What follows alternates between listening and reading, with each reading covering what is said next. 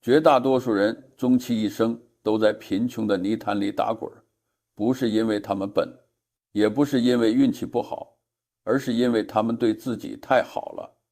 这个好是加引号的好。你想要舒服，想要体面，想要在同事朋友面前显得阔绰，想要在这个充斥着诱惑的消费主义世界里做一个所谓的正常人。正是这种对当下的纵容，彻底摧毁了你未来的某种可能性。要积累第一笔财富，也就是俗称的第一桶金，这从来都不是一件令人愉快的事情。它违背人性，它枯燥乏味，它需要你像一个苦行僧一样去抵御这个世界的喧嚣。如果你指望在一片欢声笑语中一边享受生活，一边就把钱存下来了，那你还是趁早别做梦了。梦里什么都有，真正的积累必然伴随着痛苦，这种痛苦来源于你必须对自己残忍。我想告诉你们的是，在这个资本的游戏规则里，起步阶段是最艰难的，就像推着一块巨大的石头上山。刚开始的那几步，你需要用尽全身的力气，青筋暴起，汗流浃背，甚至觉得五脏六腑都在挤压。这时候如果你心疼自己，稍微松了一口气，石头就会滚下来，把你碾得粉碎。很多人问我致富的秘诀，他们期待听到某种神奇的代码，或者某个不为人知的股票代码。但如果我告诉他们，秘诀就是把你赚到的每一分钱都像守财奴一样攒起来，直到你的手心里攥出了血，他们就会失望地摇摇头，觉得这个老头子已经糊涂了。可是道理就是这么简单且残酷。在这个世界上，钱具有某种磁性，当你身无分文的时候，钱会离你远远的。生活中的每一个麻烦都需要用钱解决，而你恰恰没有，所以麻烦会像滚雪球一样越滚越大，最终把你吞噬。但是当你拥有了第一笔可观的积蓄，哪怕这笔钱是你就着咸菜啃馒头省下来的，情况就会发生逆转，钱开始生钱，机会开始主动找上门。这就是为什么我说，为了这第一桶金，你必须对自己残忍。这种残忍首先体现在对消费欲望的彻底扼杀。看看现在的年轻人，他们被一种可怕的观念洗脑了。有人告诉他们，就要对自己好一点，年轻就是资本，钱花了还能再赚。这些话听起来多顺耳啊，简直就像摇篮曲一样让人沉醉。但这其实是魔鬼的低语。那些鼓吹消费的人，他们只想掏空你的口袋，把你的未来变成他们的利润。你要对抗的是几千个全世界最聪明的营销专家，他们没日没夜地研究怎么让你把口袋里的钱掏出来。他们研究你的弱点，利用你的虚荣，放大你的焦虑。如果你对自己不够残忍，你怎么可能赢得过他们？你必须学会对那些看似合理的需求说不。你的同事买了新车，不仅是一辆代步工具，还是某种身份的象征。你看着自己破旧的二手车，或者手里的公车卡，心里会不会发酸？这时候你得对自己狠一点。你要告诉自己，那辆新车不是财富，那是负债，那是一堆正在生锈的废铁，它每一天都在贬值。而你省下来的这笔钱，是你未来的士兵，他们会为你攻城略地。为了所谓的面子而花钱，是这个世界上最愚蠢的行为。在这个阶段，面子是最不值钱的东西。如果你为了在别人面前维持一种体面的假象，而牺牲了积累资本的速度，那你就是亲手给自己戴上了镣铐。我见过太多聪明人，因为无法克服攀比的本能而一败涂地。这就是心理学上的误判。我们总是倾向于模仿周围人的行为，看到别人换了新手机，自己手里的旧手机仿佛突然就烫手了。看到别人去哪里旅游，自己如果不去，好像就吃了大亏。这种从众心理是积累财富的大敌。要存下第一桶金，你必须做一个异类。你必须习惯做一个别人眼里的吝啬鬼、怪胎，不懂享受生活的人。当别人在高级餐厅推杯换盏的时候，你在家里吃着简单的饭菜；当别人在讨论最新的时尚潮流时，你在研究怎么让手里的每一分钱发挥最大的效用。这需要极大的心理能量。这种孤独感和被排斥感就是你需要承受的代价。你必须对自己足够残忍，才能无视那些异样的眼光，才能在深夜里独自舔舐这种孤独。很多人在这个阶段就放弃了，他们会自我安慰说，人生苦短，何必这么折磨自己？于是他们松开了推石头的手，重新滑落到平庸的谷底。他们获得了一时的轻松，却失去了翻身的机会。其次，这种残忍还体现在对时间的压榨上。如果你的本金很少，那你就必须用时间去换。这就意味着你不能像普通人那样拥有大量的闲暇。周末不是用来睡懒觉的，晚上不是用来追剧打游戏的。你必须把所有能利用的时间都转化为生产力，或者转化为知识。学习是痛苦的，尤其是当你工作了一整天，精疲力竭的时候，还要强迫自己去啃那些晦涩难懂的财报，去理解复杂的经济规律，去磨练一项新的技能。这时候，你的大脑会抗议，你的身体会尖叫，他们都在渴望休息，渴望娱乐。这时候，你能不能对自己残忍一点？你能不能拿出一把精神上的鞭子，狠狠地抽打那个想要偷懒的自己？你能不能像一个冷酷的监工一样，逼迫自己再多看一页书，再多做一点分析，再多思考一个问题？大多数人做不到，他们选择了向舒适妥协，他们觉得已经很累了，应该犒劳一下自己。这所谓的犒劳，往往就是把宝贵的时间浪费在毫无意义的娱乐垃圾上。他们在短影片的傻笑中度过了一个又一个夜晚，大脑在多巴胺的刺激下逐渐退化，最后变得像一团浆糊。而那些最终能够跨越阶层的人，在积累第一桶金的阶段，无一例外都是时间管理的暴君。他们对自己苛刻到了极点，恨不得把1分钟掰成2瓣花，因为他们知道，在资本雪球滚起来之前，他们唯一的杠杆就是自己的努力和时间。如果连这个杠杆都丢掉了，那就真的没有任何希望了。我们再来谈谈复利。我知道这个词已经被说烂了，但真正理解它威力的人寥寥无几。爱因斯坦说它是世界第8大奇迹，但我认为它更像是一把双刃剑。对于拥有资本的人来说，复利是天使，它能让财富在不知不觉中指数级增长。但对于没有资本甚至背负债务的人来说，复利就是恶魔，它会把你死死地按在底层，永世不得翻身。在你拥有第一桶金之前，你是无法享受复利的正向作用的。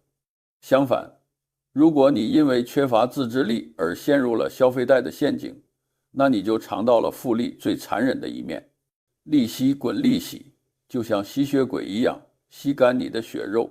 所以在达到那个临界点之前，你必须对自己进行极限施压，哪怕是1块钱也不能随意挥霍，因为这1块钱在复利的作用下，30年后可能就是一笔巨款。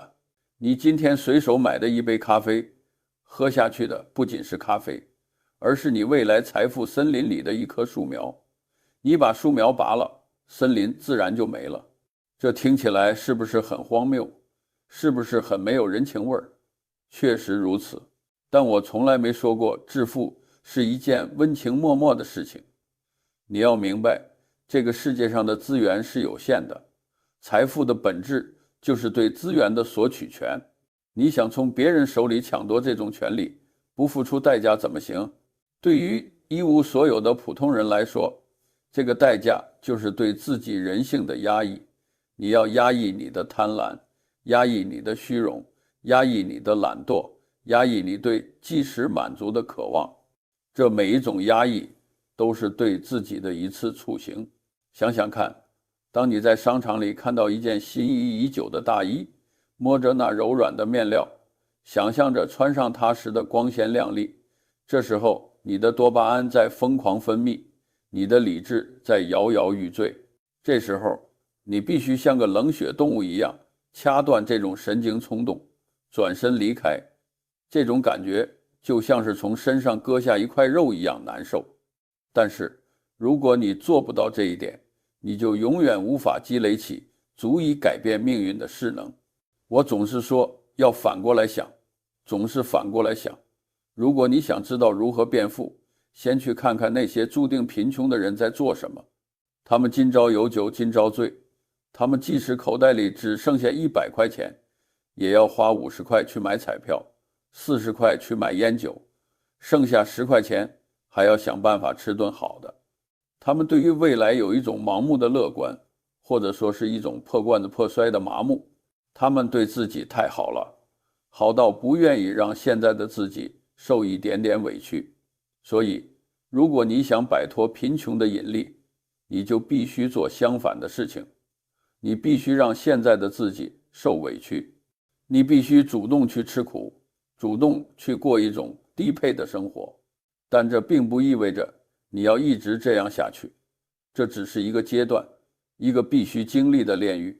当你穿越了这个阶段，当你的第一桶金终于积累完成，当这笔钱开始为你工作，开始产生被动收入的时候，你就会发现之前所有的残忍都是值得的。你会感谢那个曾经对自己狠下毒手的自己。然而最可悲的是，大多数人连第一关都过不去。他们总是有太多的借口，房价太高了，物价太贵了，工资太低了。这些都是事实，但都不是你放弃积累的理由。环境越是恶劣，你就越要对自己狠。如果环境已经对你很残忍了，而你对自己却心慈手软，那结果只能是被环境吃掉。我们要警惕那种所谓的伪精致主义，这种毒药专门针对那些有点小钱但还没富起来的中产阶级或者小白领。他们告诉你，生活要有仪式感，房子是租来的，但生活不是。于是你花大价钱去买香薰，买鲜花，买昂贵的地毯，你把出租屋装饰得像个皇宫，但你的银行卡余额却比脸还干净。这种自我麻痹极其危险，它让你产生一种我已经过得很好的幻觉。这种幻觉会消磨你的斗志，让你在温水煮青蛙中慢慢死去。只有当你看着存折上的数字在一点点增加，那种安全感才是真实的。那种不需要依附于任何物品，不需要向任何人证明的底气，才是你应该追求的。为了这份底气，你必须对自己残忍。你要像一个外科医生一样，精准地切除掉生活中那些不必要的开支。你要像一个苦行僧一样，修炼自己的定力，对满大街的广告视而不见。你要像一个偏执狂一样，坚守自己的积累计划，雷打不动。这听起来很反人性，对吧？但正如我一直强调的，投资本身就是一件反人性的事情。如果你总是顺着人性走，那你就是韭菜，就是被收割的对象。只有逆着人性走，你才能看到别人看不到的风景，拿到别人拿不到的筹码。有些人可能会说，如果我这辈子都存不到大钱，那我岂不是白白受苦了一辈子？这种想法本身就是一种失败者的逻辑。即使你最终没有成为亿万富翁，那种通过极度自律建立起来的性格，那种对欲望的掌控能力，那种在困境中依然能够坚持积累的韧性，本身就是一笔巨大的财富。这些品质会让你在任何境遇下都比别人活得更好，更有尊严。而且根据数学规律，只要你坚持这样做，只要你不去犯那些愚蠢的大错，不被那些看似高回报实则高风险的骗局所诱惑，积累到第一桶金几乎是必然的结果。这是一个确定性的过程，不需要什么惊天动地的运气，只需要日复一日的枯燥坚持。可惜的是，人们总是高估了1年能做的事情，却低估了10年能做的事情。他们想要快，想要马上看到结果。如果对自己残忍了1个月，发现存款只是多了一点点，生活品质却下降了一大截，他们就会立刻崩溃，报复性的消费，把之前的努力全部抵消。这就是为什么富人永远是少数，因为具备延迟满足能力的人，具备长期主义思维的人，具备对自己下狠手勇气的人，永远是少数。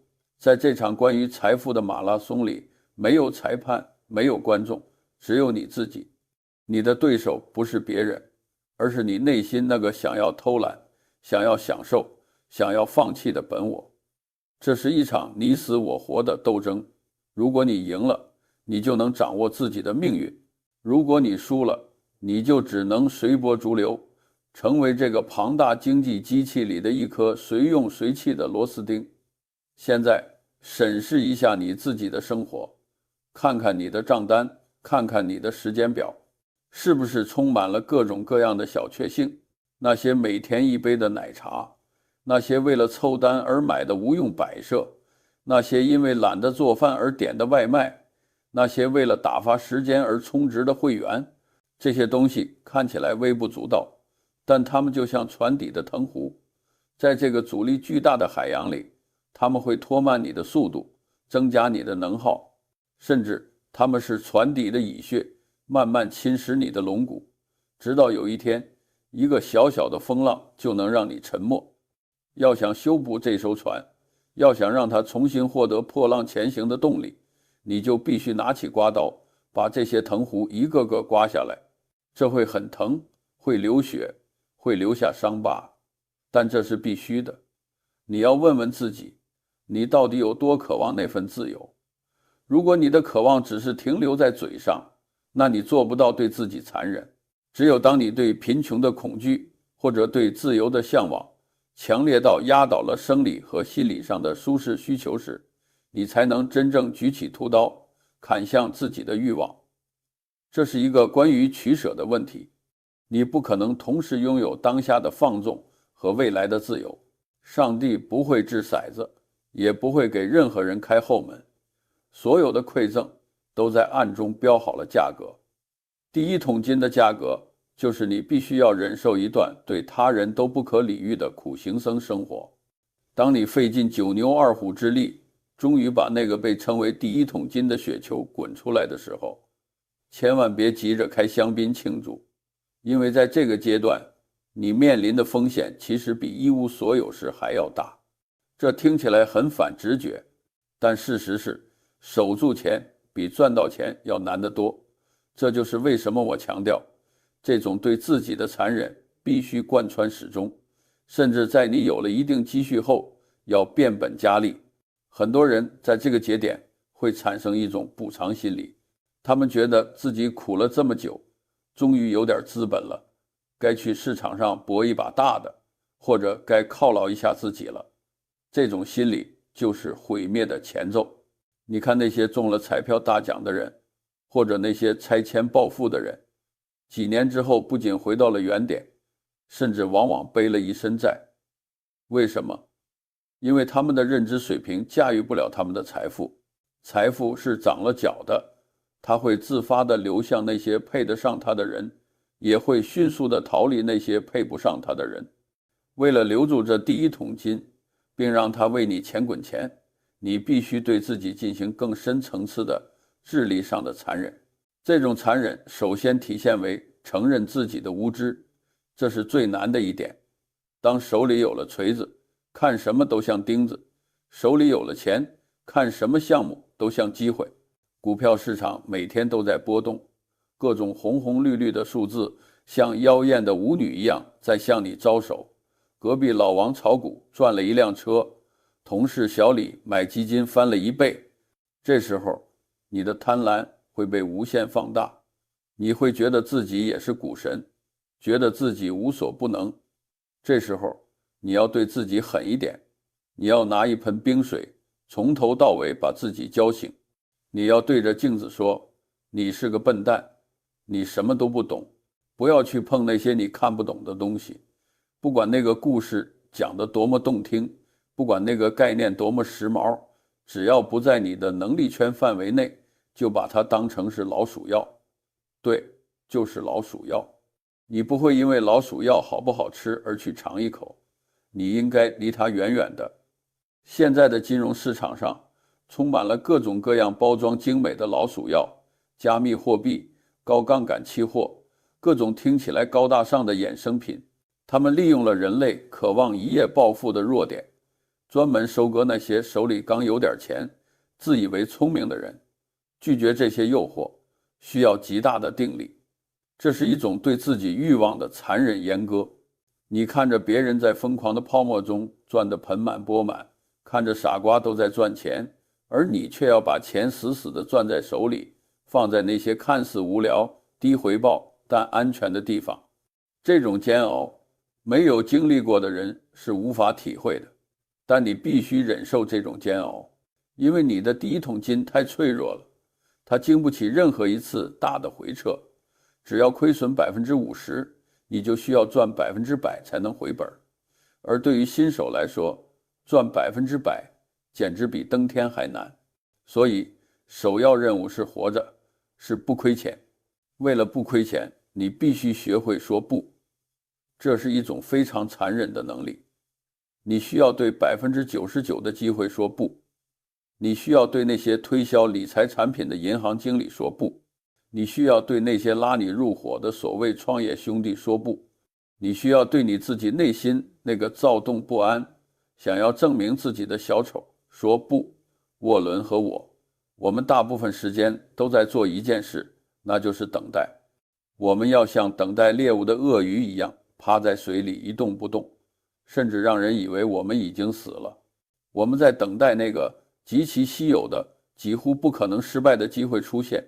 在那个机会出现之前，我们对自己极其残忍，绝对不出手。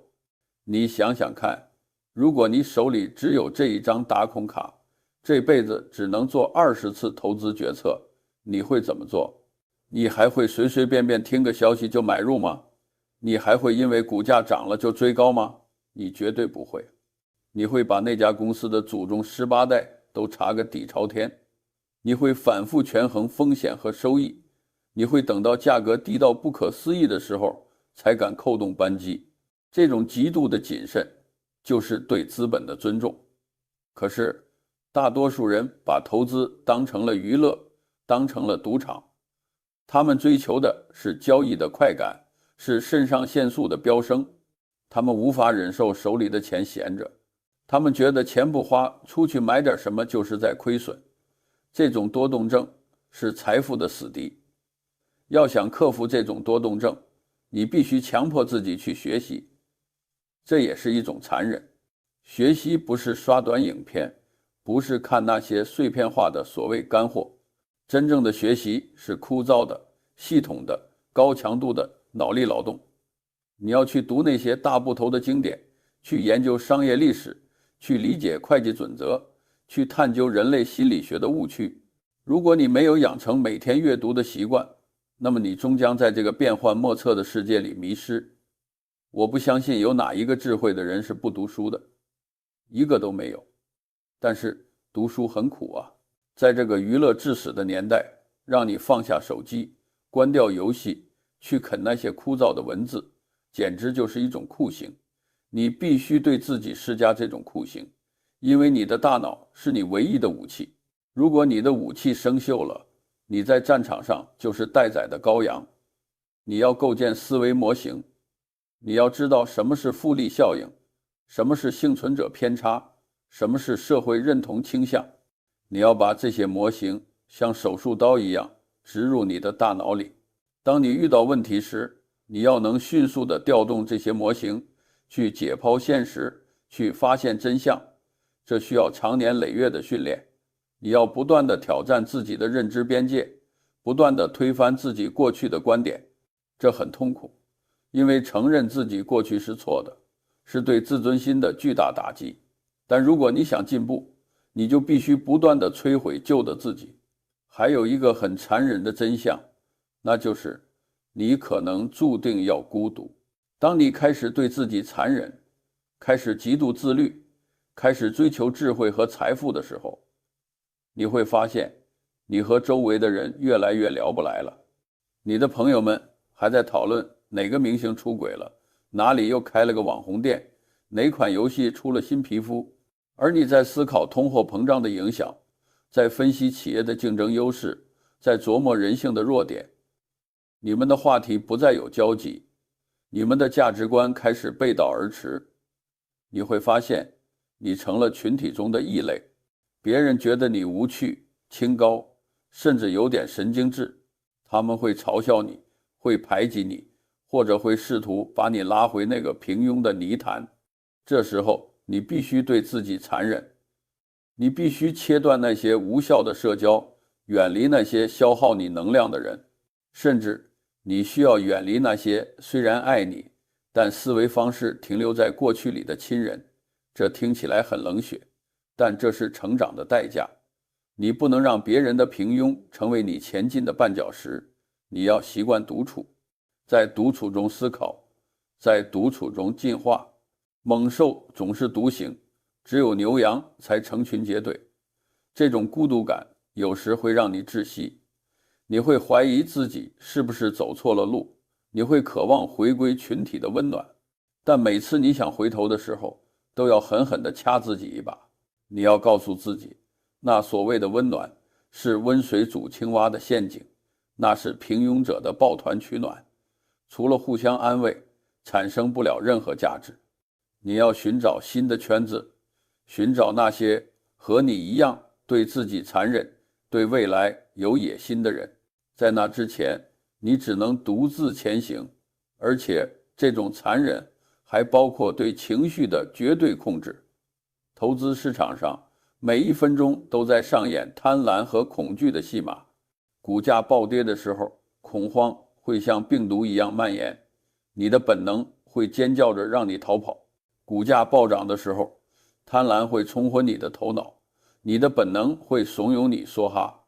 如果你任由情绪摆布，那你就是市场上的韭菜，被那些冷酷的镰刀收割。你必须把自己训练成一个没有感情的机器。当别人恐惧时，你要贪婪；当别人贪婪时，你要恐惧。说起来容易，做起来难如登天。这需要你违背人类几百万年进化出来的生存本能。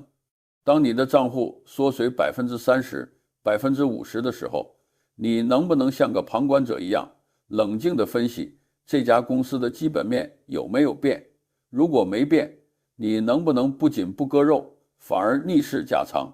当你大赚特赚的时候，你能不能克制住狂喜，冷静地评估风险，适时地止盈？这需要钢铁般的神经。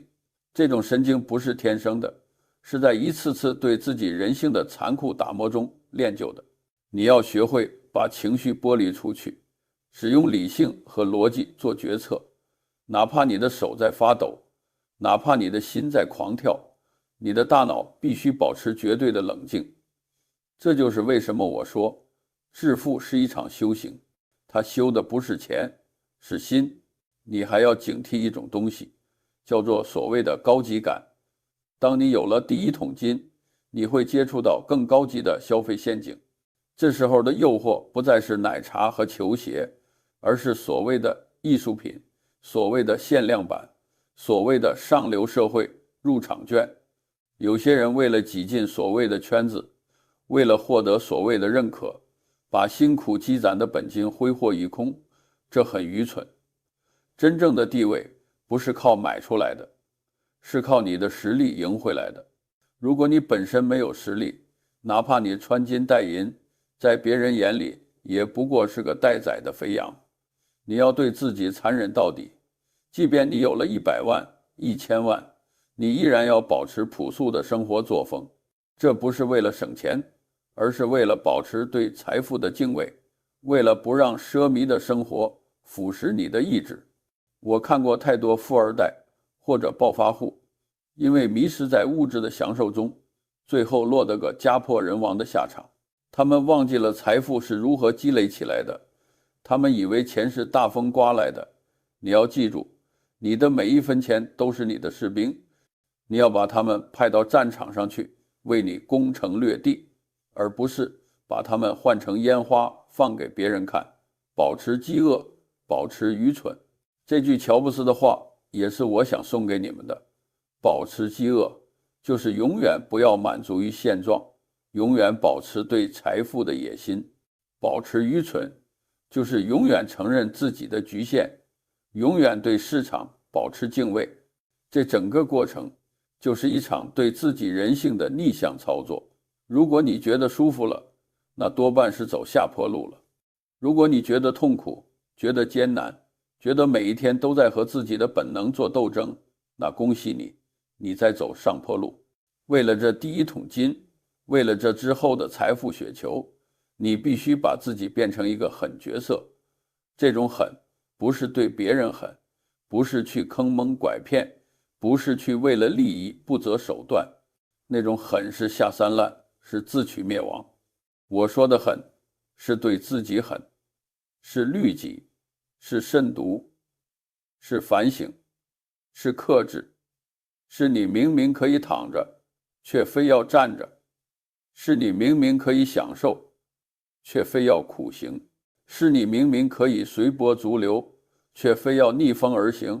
这个世界很公平，你想得到别人得不到的东西，就必须付出别人付不出的代价。这个代价就是对自己持续不断的毫不留情的残忍。